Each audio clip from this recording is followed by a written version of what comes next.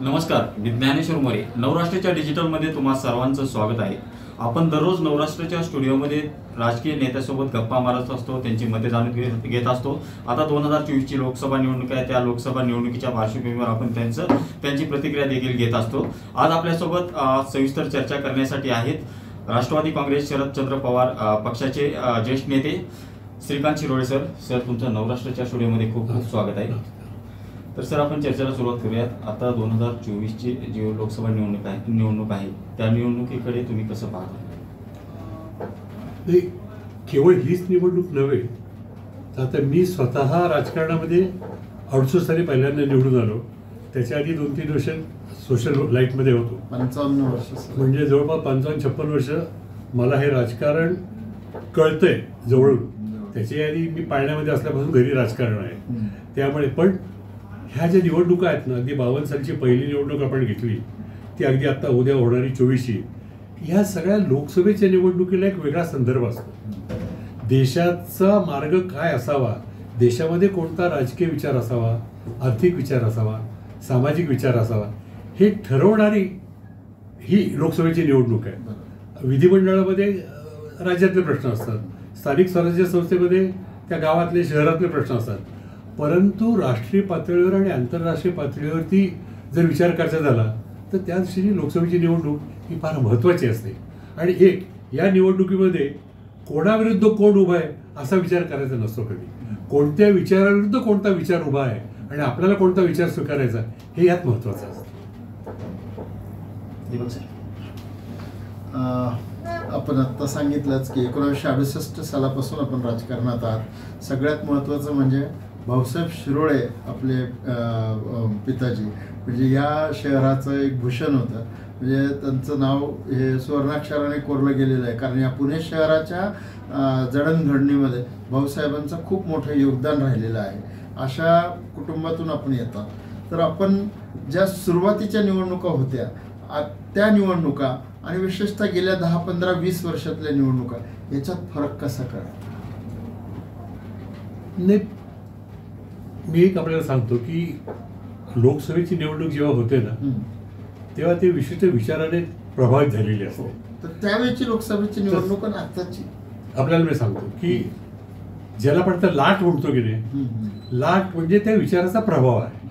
म्हणजे आता मी राजकारणामध्ये असल्यामुळे मी आपल्याला अगदी 1952 सालापासून इतिहास सांगेन की 47 साली देश स्वतंत्र झाला.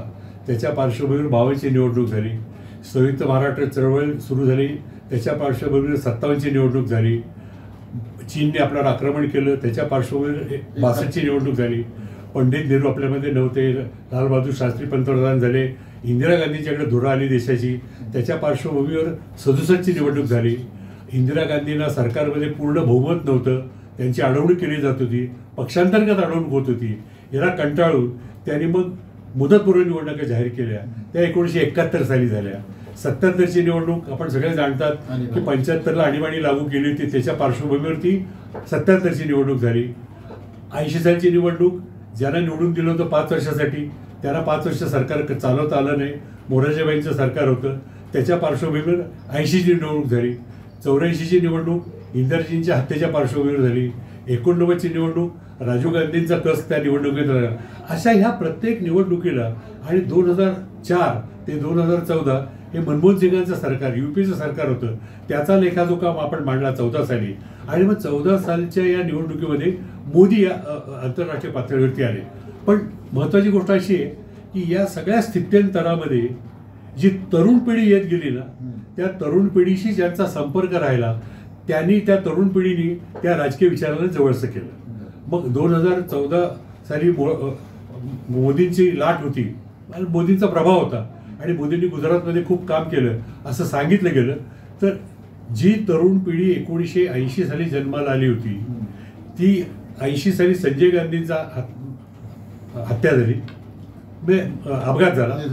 84 साली इंदिरा गांधीची हत्या झाली, त्यावेळेला तो 80 वर्षाचा बालक 4 वर्षाचा होता. 91 साली राजीव गांधीची हत्या झाली, तेव्हा तो मुलगा 11 वर्षाचा होता.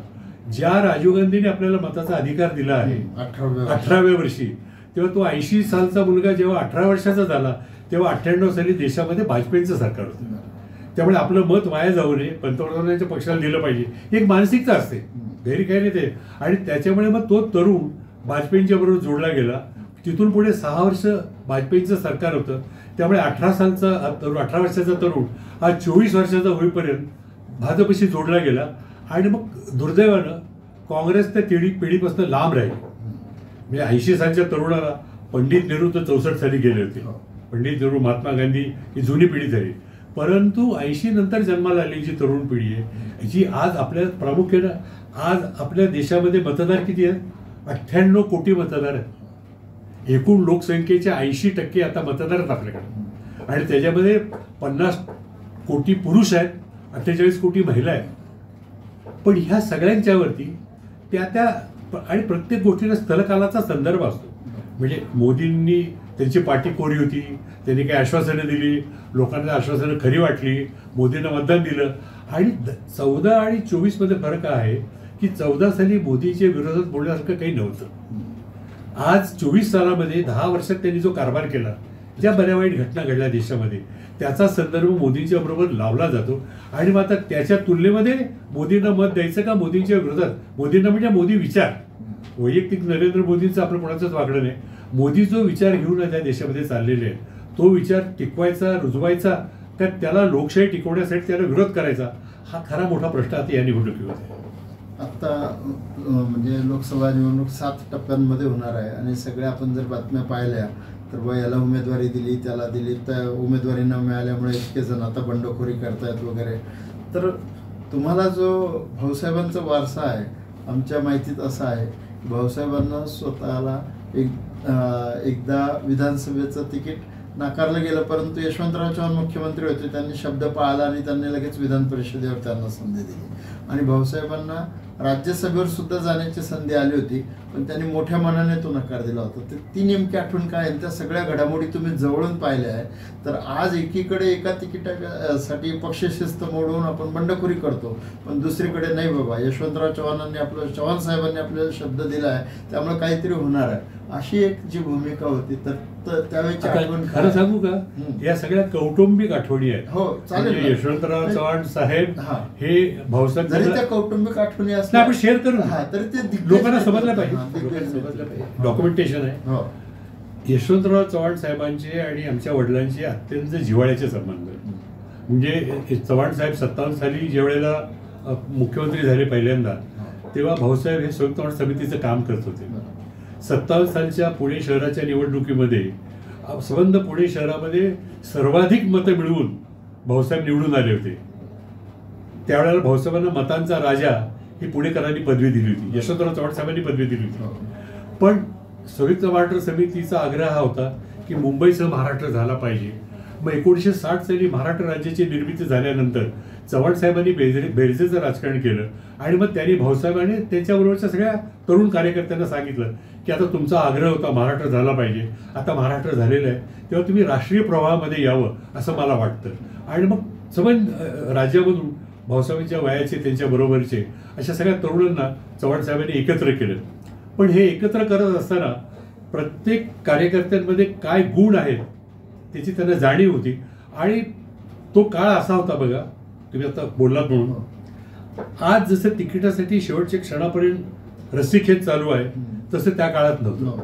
त्या काळामध्ये यशवंतराव चव्हाण साहेब प्रत्येक कार्यकर्ता अशा पद्धतीने डेव्हलप करत होते की लोकांना 4-4 वर्ष अगोदर समजायचं की हा नेता हा आपला पुढचा आमदारकीचा उमेदवार आहे, हा नेता हा आपला पुढचा खासदारकीचा उमेदवार आहे. आणि तक्रार नसायची, त्या पद्धतीने त्याला प्रोजेक्ट केलं जात असायचं. आणि म्हणून मग जेव्हा 60 साली महाराष्ट्र निर्माण झाला, भाऊसाहेब संयुक्त महाराष्ट्र समितीचे नगरसेवक होते. यशवंतरावांनी त्यांना पक्षामध्ये घेतल्यानंतर पक्षामध्ये घेताना त्यांना सांगितलं की ठीक आहे, तू काँग्रेसमध्ये ये भाऊसाहेब, मी तुझं पुढचं काय पुनर्वसन करायचं ते करीन, तुला आमदार करण्याची जबाबदारी माझी. मी तोपर्यंत मी 15-16 वर्षात झालेलो, मी हे सगळं डोळ्यात देखत माझ्या घडलेल्या गोष्टी आहेत. कारण पुण्यात आल्यानंतर साहेब आमच्या घरी कायम यायचे, उडबस असायची, तर ह्या सगळ्या घटना त्यावेळच्या आहेत. पण मग 1962ची निवडणूक जेव्हा लागली तेव्हा त्या निवडणुकीमध्ये सदो बर्व्यांना या भागातून तिकीट द्यावं असं चव्हाण साहेबांचा आग्रह होता. आणि मग तो आग्रह त्यांनी विचार मांडल्यानंतर भाऊसाहेब म्हणाले, सर तुम्ही मला देवा, मी तुमचा सैनिक आहे, तुम्ही सांगेल ते मला मान्य आहे. पण भाऊसाहेबांना मानणारे पण जे कार्यकर्ते होते ते नाराज झाले. नाही म्हणाले, आपल्याला घेतला शब्द दिला होता आमदार करीन म्हणून, आणि आता निवडणुकीमध्ये आपल्याला तिकीट मिळत नाही, आपण काय करायचं. तर आमच्या घरामध्ये मोठा हॉल होता, त्या हॉलमध्ये ती बैठक झाली, मी त्याला हजर होतो. भाऊसाहेबांनी या सगळ्या कार्यकर्त्यांना समजावून सांगितलं की तुमची शेवटची इच्छा काय आहे, मी राजकारणात पुढे गेलं पाहिजे, मी आमदार झालं पाहिजे, मला काहीतरी मिळालं पाहिजे. हे करण्यासाठी कित्येक वेळा 2 पावलं मागे यावी लागतात आणि कोणावर तरी विश्वास ठेवावा लागतो. माझा विश्वास चव्हाण साहेबांच्यावरती आहे, त्यांनी शब्द दिलाय, यावेळेला त्यांनी बर्वे साहेबांना तिकीट दिले, त्यांचीही काही राजकीय गणितं आहेत ती आपण मान्य केली पाहिजेत. आणि मग सगो बर्वे इथून शिवाय उभे राहिले आणि मग ते निवडून आले. निवडून आल्यानंतर ते राज्याच्या मंत्रिमंडळामध्ये अर्थमंत्री झाले. एक किस्सा मी तुम्हाला त्यावेळेचा सांगेल. फक्त ते सगो बर्वेंचं सांगण्याच्या अगोदर, सगो बर्वे हे महापालिकेचे आयुक्त होते. हो, बावनसेन. आणि पानशेत फुटलं त्याच्यानंतर जो काय पुणे शहराचा परत एकदा विकास झाला किंवा प्लॅनिंग झालं, त्याची जबाबदारी त्यांच्याकडे होती आणि ती त्यांनी चांगली निभावली, म्हणून चव्हाण साहेबांनी तिकडे. नाही, बर्वे साहेब सुरुवातीला पुण्याचे पहिले कमिशनर बर्वे, आणि ज्यावेळेला 54 साली संयुक्त महाराष्ट्र चळवळीच्या प्रश्नावरती महानगरपालिकेच्या सगळ्या नगरसेवकांनी राजीनामे दिले, त्यावेळेला 2 वर्ष प्रशासक नेमला गेला, ते सगो बर्वे होते. आणि त्या 2 वर्षाच्या कारकिर्दीमध्ये त्यांनी पुण्यात असंख्य डेव्हलपमेंटची कामं केली, खूप कामं आहेत. आज जर काही सांगितली तर ती संदर्भहीन होतील म्हणून सगळा मी ओवावं करत नाही. पण जे आपण स्वारगेट म्हणतो आहात, त्या ठिकाणी मध्ये चौकामध्ये स्वारबाबा नावाचा एक दर्गा होता. 9 वाजता सिनेमाला गेलेल्या लोकांनी तो दर्गा पाहिला आणि 12 वाजता परत आले, तिचा रस्ता झालेला होता. हे बर्वे साहेबांचं स्वारगेट जे नाव आहे तिथं स्वारबाबाचा दर्गा होता. तर असं काम त्यांनी केलं. आणि मी तुम्हाला जे म्हटलं की यशवंतराव चव्हाण साहेबांची दृष्टी फार वेगळी होती. चांगल्या माणसाने एकत्र आणायचं, एकत्र करायचं, बेरीजच राजकारण करायचं. आणि म्हणून त्यांनी त्यावेळेला बर्वे साहेबांना तिकीट दिलं, बर्वे साहेबांनी. आणि मग भाऊसाहेबांना त्यांनी 1964 साल उजाडल्यानंतर त्यावेळेला लोकसभेची आणि राज्यसभेची निवडणूक होती. लोकसभेची नाही, राज्यसभेची. तर भाऊसाहेबांना त्यांनी विचारलं की मी तुला सांगितलंय तुला आमदार करतो, पण माझी अशी इच्छा आहे की तू राज्यसभेवर जावं, दिल्लीला यावं. तिकडे मला भाऊसाहेबांनी नम्रपणे नकार दिला. ते म्हणाले, साहेब माझं कार्यक्षेत्र पुणे शहर आहे, पुणे शहरामध्ये मला काम करायचं आहे आणि माझ्या वैयक्तिक कौटुंबिक पण काही अडचणी आहेत, माझी मुलं लहान आहेत, माझा संसार देखील मला पाहायला पाहिजे. आणि 500च्या पुरामध्ये 61 साली माझं आर्थिक नुकसान खूप झालेलं आहे. तर या परिस्थितीमध्ये मी दिल्लीला जाणं मला योग्य वाटत नाही, मला महाराष्ट्रात तुम्ही विचार करा. मग त्यावेळेला भाऊसाहेबांनी विचारले, मग कोणाला पाठवावं दिल्लीला. मग भाऊसाहेब शिवळे, रामभाऊ तेलंग, शिवाजीराव ढेरे या सगळ्या तत्कालीन नेते, बाबूराव सणस या मंडळींनी विचार केला आणि मोहन दरियांचं नाव सांगितलं. मग 71 साली 64 साली मोहन दरिया राज्यसभेवरती गेले. आणि मग 64 साली विधानसभेच्या निवडणूक आल्या, त्याच्यात मग भाऊसाहेबांना तिकीट मिळालं आणि भाऊसाहेब लेजिस्लेटिव्ह काउन्सिलचे सभासद झाले. बर्वे साहेबांची तुम्ही एक आठवण सांगत होता त्यांच्या. बर्वे साहेबांचा किस्सा असा आहे की बर्वे साहेबांना तिकीट मिळाल्यानंतर आम्ही सगळे, माझं वय काँग्रेसचं तिकीट गायवासरू चिन्ह होतं आणि त्याच्यावर त्यांना उभं राहायला सांगितलं. आणि मग एकदा एके ठिकाणी प्रचाराला जाताना त्यावेळेस जीप गाडीमधनं प्रचार, म्हणजे असं एक उमेदवार, जीप गाडी, उघडी गाडी वगैरे सगळं असं असायचं. तर एका रस्त्यावरून जाताना मला वाटतं जंगली महाराज रस्ताच असेल, तिथे एक जनावरांचा मोठा कळप चालला होता आणि त्या कळपाने तो रस्ता अडवलेला होता. काँग्रेसचं चिन्ह गाय वासरू होतं. तर गाडीत कुठेतरी म्हणाला, अरे काय आपली अडचण झाली. पटकन बरोबर साहेब म्हणाले, अरे आपण तर त्यांच्या कळपात आलोच आहोत, आता ते जातील तिकडे गेलं पाहिजे आपण. त्यामुळे ती एक आठवण आहे त्यांची. अत्यंत हजर आणि अत्यंत विद्वान. बर्वे मी जवळून पाहिले त्यांना. मग 64 साली भाऊसाहेब विधान परिषदेवर गेले. मग 68ला मी राजकारणामध्ये आलो. मग त्यानंतरच्या पुढच्या 1971ची जी लोकसभेची निवडणूक आहे, म्हणजे 64 साली धारिया साहेब राज्यसभेवर गेल्यानंतर त्यांची मुदत संपली 70 साली. तेव्हा त्यांना पुन्हा राज्यसभेवर घेतलं गेलं. दरम्यानच्या काळामध्ये 1967 साली जी लोकसभेची निवडणूक झाली, त्या लोकसभेच्या निवडणुकीमध्ये पुणे शहरामधून बॅरिस्टर विठ्ठलराव गाडगीळ काँग्रेसचे उमेदवार म्हणून उभे राहिले. महाराष्ट्रामध्ये काँग्रेस खेडोपाडी गल्लीबोळामध्ये बहुजन समाजापर्यंत पोहोचवण्याचं काम जेधे, मोरे, गाडगीळ या 3 नेते मंडळींनी केलं. यशवंतराव चव्हाण साहेबांच्यावरती त्यांचा पगडा होता आणि मग साहेबांनी असं ठरवलं की या 3 घराण्यांनी काँग्रेस घरोघरी पोहोचवलेली आहे, तेव्हा त्यांच्या घरातल्या पुढच्या पिढीला आपण संधी दिली पाहिजे. मग जेध्यांच्या मुलाला त्यांनी तिकीट दिलं लोकसभेचं. गाडगिळांनी नाही, याला शंकरराव मोऱ्यांच्या मुलाला नंतर आमदारकीचं तिकीट दिलं 72 साली. आणि मग गाडगीळ होते, तर गाडगिळांना त्यांनी 67 साली विधानसभेचं तिकीट दिलं, लोकसभेचं तिकीट पुण्यामधून. पण त्यांचा पराभव झाला. एस.एम. जोशी त्यांच्या विरोधात उभे होते. वातावरण देशामध्ये काँग्रेसच्या विरोधात होतं.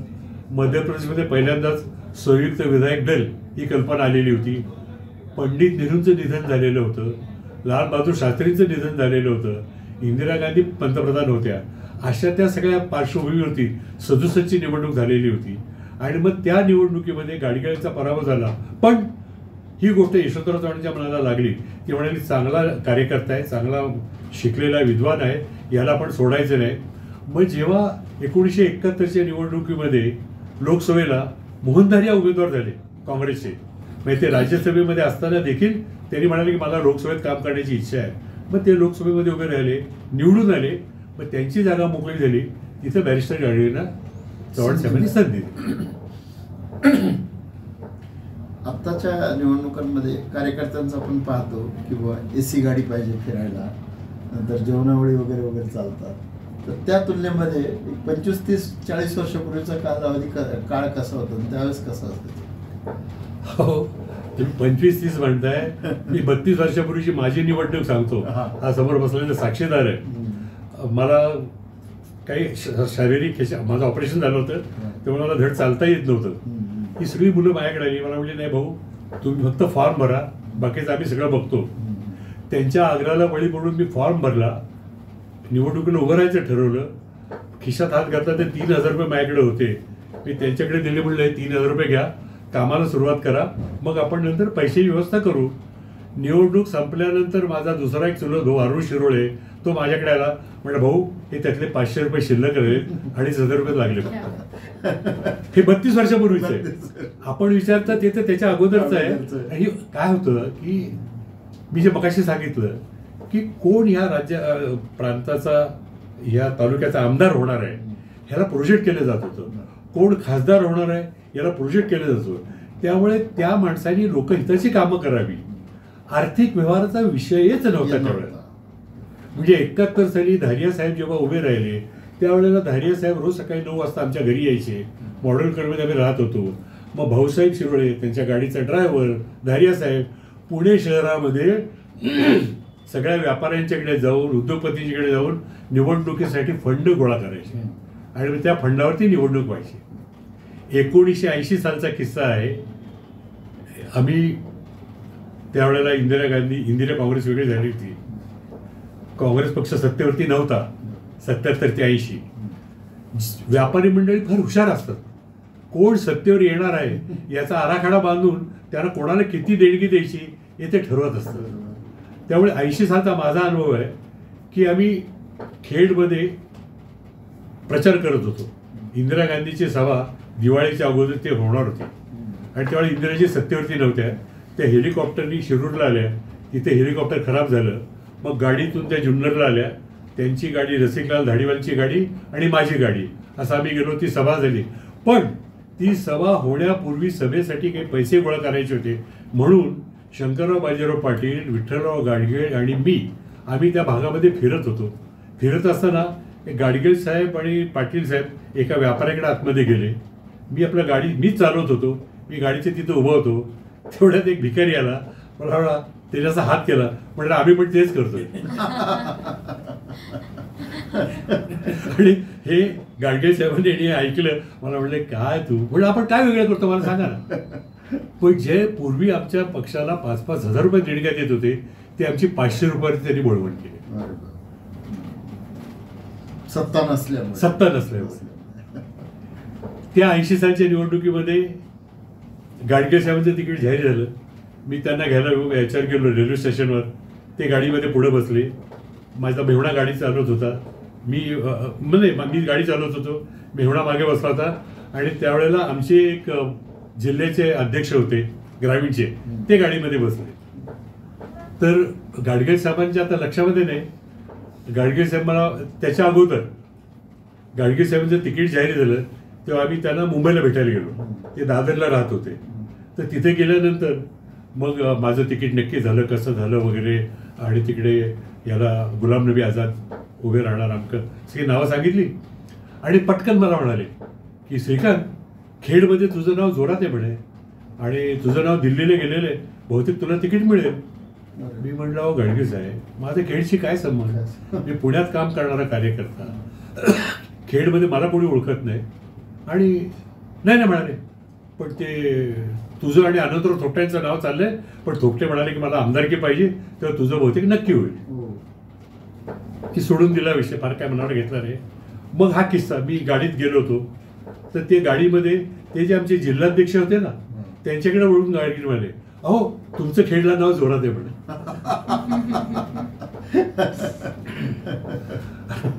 मी त्यांच्याकडे पाहत बसलो, तेव्हा काही बोललो नाही. पण लक्षात की नेत्या कसा राजकारणामध्ये फरक पडत गेला. यशवंतराव चव्हाण साहेबांनी शब्द दिला तो पाळला जायचा.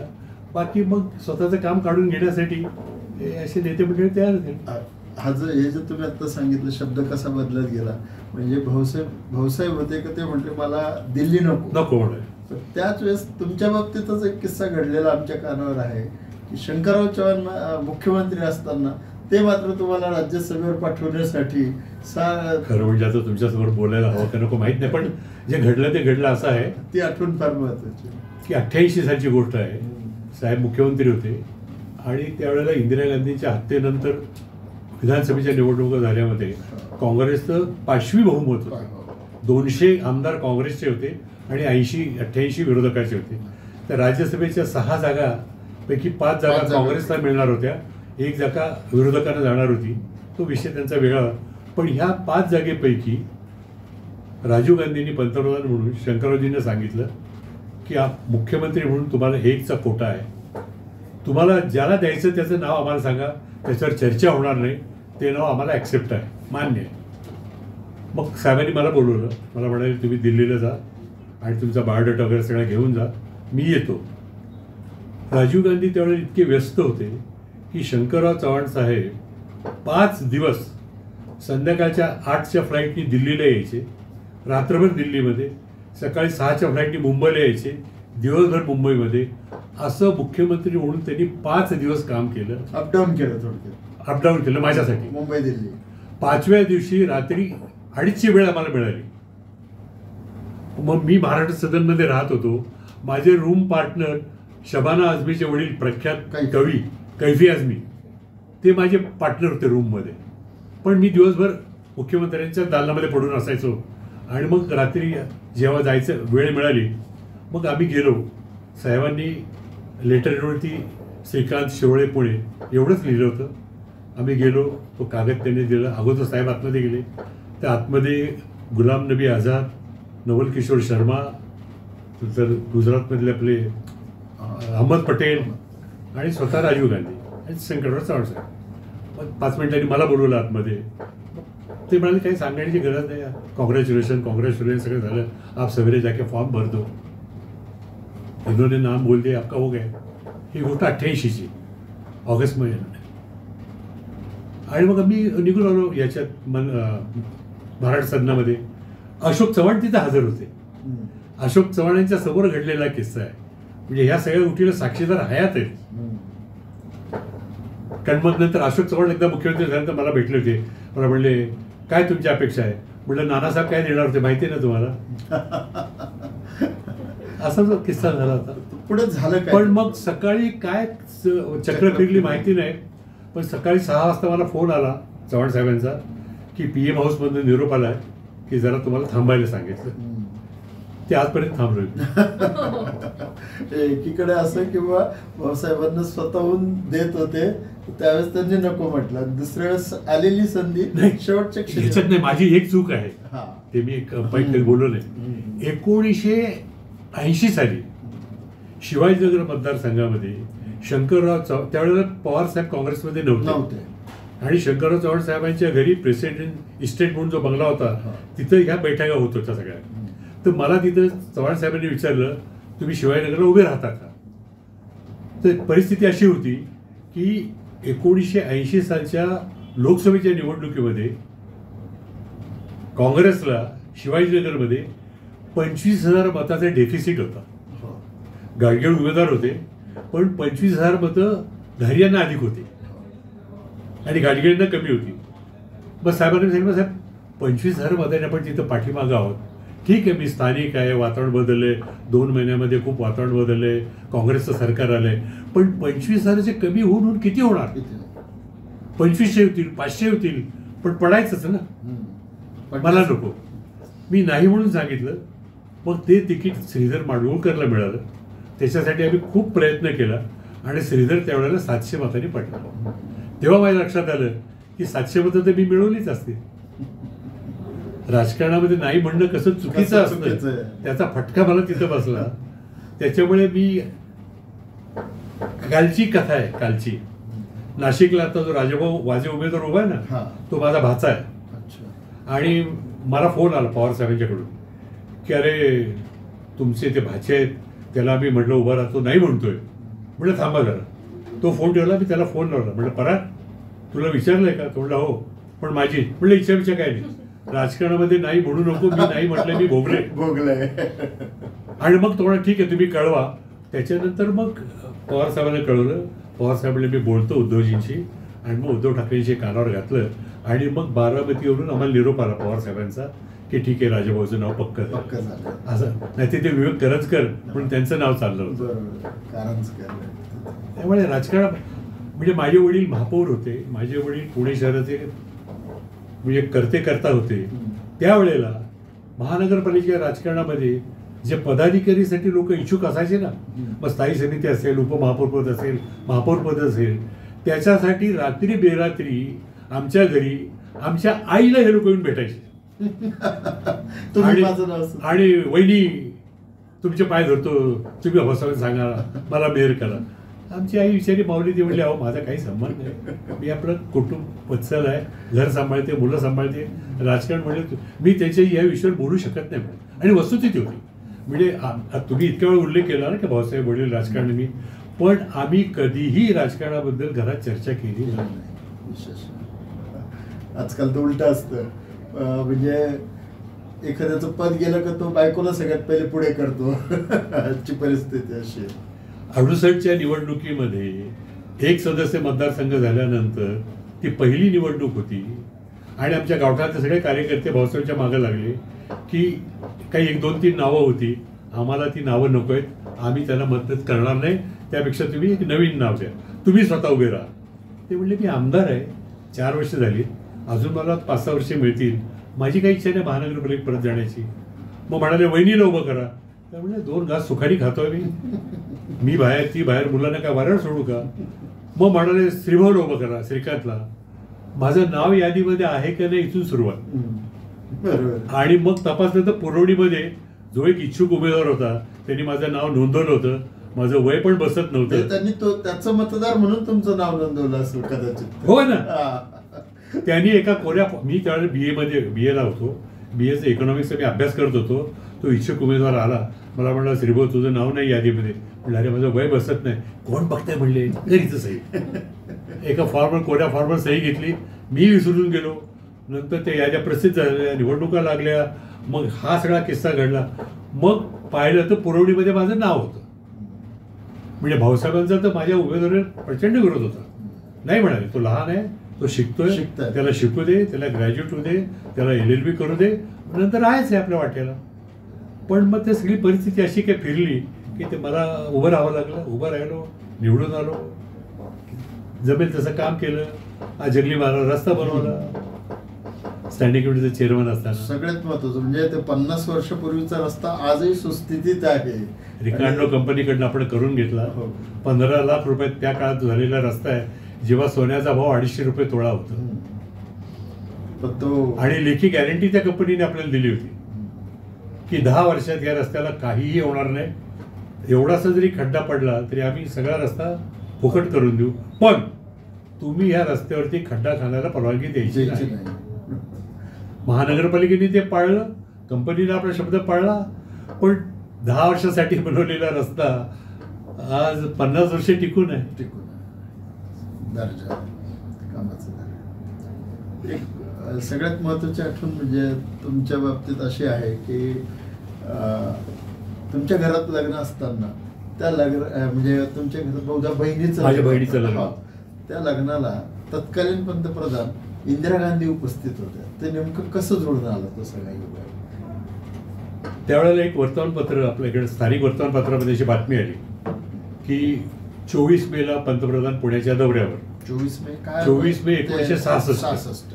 तर इंदिरा गांधी पंतप्रधान झाल्या होत्या 24 जानेवारीला. 24 जानेवारी 66ला. आणि माझ्या बहिणीचं लग्न होतं 24 मे 66ला त्याच वर्षी. आणि मग ते मी पंपावर बसलो होतो वर्तमानपत्र वाचताना. भाऊसाहेबांचं ऑफिस तेच होतं. सगळे लोक तिथंच भेटायला यायचे, अगदी पवार साहेब वगैरे सगळी मंडळी. पंप हे त्यांचं ऑफिस होतं. तर तेवढ्याच सगळे लोक गेल्यानंतर मी त्या वडिलांना म्हटलं, ही बातमी वाचली का तुम्ही? ते म्हणाले काय? म्हटलं पंतप्रधान त्या दिवशी पुण्यामध्ये दौऱ्यावर आहेत. मग म्हटलं मग चव्हाण साहेबांना तुम्ही सांगा आपल्याकडे आल्या. मुख्यमंत्री यशवंतराव शंकरराव चव्हाण तेव्हा नव्हते. यशवंतराव चव्हाणांना सांगा की पंतप्रधान आपल्याकडे आले तर बरं होईल. तर तो असा काळा फोन होता, तबकडीचं गोल फिरवायचा. त्यांनी लावला फोन तिकडे चव्हाण साहेब, इकडे भाऊसाहेब. आणि मग त्यांचं बोलणं जे झालं की असं असं तुम्हीच तारीख दिलेली आहे, उषाचं लग्न आहे, त्या दिवशी पंतप्रधान पुण्यामध्ये आहेत, ते आल्या तर बरं होईल. ठीक आहे म्हणाले. म्हटलं काय म्हणाले? ते म्हणाले 2 दिवसांनी मला फोन कर. फोन ठेवला. 2 दिवसांनी मी परत त्यांच्या डोक्यावर आपल्याला फोन करायला सांगितलंय. परत भाऊसाहेबांनी फोन केला. तिकडे एका वाक्यात उत्तर आलं, इंदिराजींनी यायचं कबूल केलं.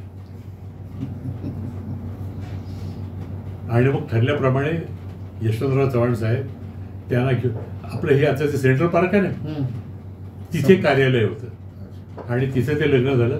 तिथे माझ्याकडे फोटो आहेत त्याचे. इंदिराजी त्या लग्नाला आल्या आणि बराच वेळ दिला त्यांनी. त्यावेळेला ते नुकत्याच पंतप्रधान झालेल्या होत्या.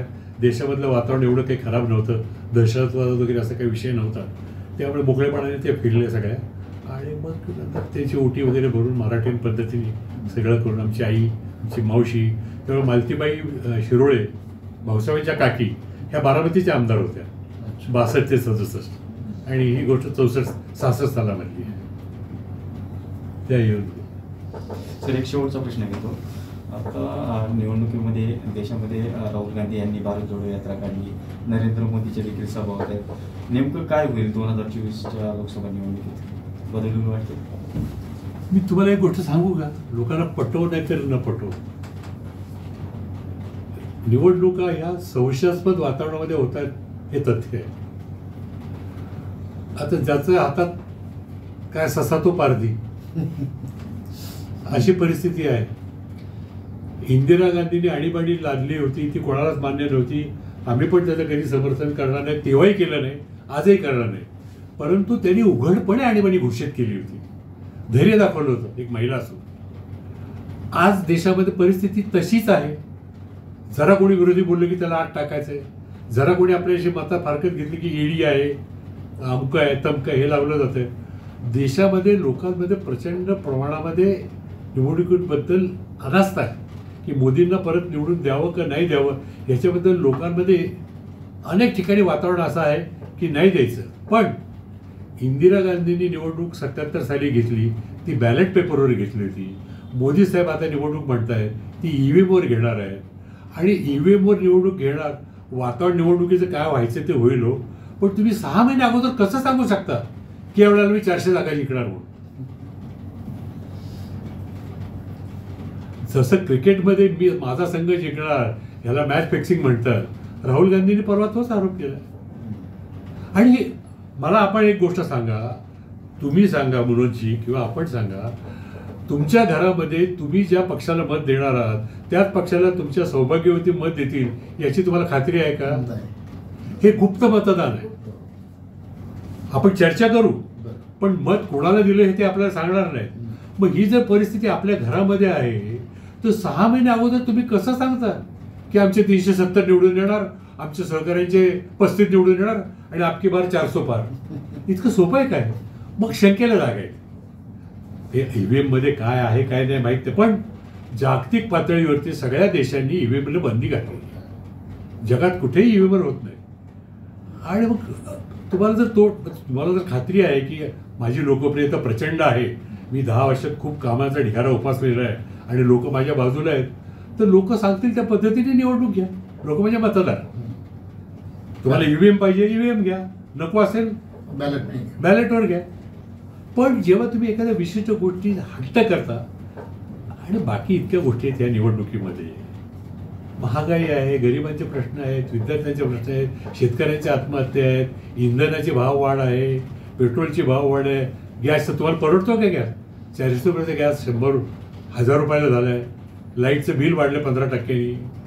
म्हणजे समाजामधला एकही सेक्शन असा नाही की जो दुखावला गेलेला नाही. तरी देखील तुमचे 400 येतील, म्हणजे पचायला अवघड जाते. येईलही कदाचित, मोदी साहेब आहेत, आणतीलही, तिसऱ्यांदा पंतप्रधान होतीलही. काल त्यांनी म्हणजे आचारसंहिता लागू असताना हे बोलू नये हा प्रघात असताना देखील रिझर्व्ह बँकेचा कार्यक्रम घेण्याच्या निमित्तानं त्यांनी पॉलिटिकल भाषण केलंच का की मला आता तिसऱ्या टर्ममध्ये खूप कामं करायची. हे तिथं बोलायची गरज नव्हती. तिथं बोलायला पाहिजे होतं नोटाबंदीमुळे काय नुकसान झालं ते बोललेच नाही. नोटाबंदी का फसली. आणि माझं सोडाव, रिझर्व्ह बँकेचे माजी गव्हर्नर रघुराम त्यांनी परवा इंटरव्ह्यू दिलाय. हे सगळे फसवे आकडे, आर्थिक जे तिसऱ्या नंबरवर चालू वगैरे जे सांगतायत हे खोटं आहे. त्या नागरत्न आपल्या ज्या सुप्रीम कोर्टाचे जजेस आहेत त्यांनी सांगितलं नोटाबंदीमुळे जर काळा पैसा येणार होता तर 98% पैसा आलाय, 2% काळा पैसा होता का? सुप्रीम कोर्टाचे जज त्यांनी ऑब्जेक्शन घेतलं. म्हणजे सामान्य माणूस नव्हे, प्रत्येकाला शंका आहे. पण चला आपण बोलवलं, धन्यवाद. खूप खूप धन्यवाद. चर्चा झाली, मोकळ्या गप्पा अनेक मारल्याबद्दल. गोष्टी होत्या. आमचे असे नवनवीन व्हिडिओ पाहण्यासाठी नवराष्ट्र YouTube चॅनल सबस्क्राईब करा आणि फेसबुक पेज लाईक करायला विसरू नका. नमस्कार.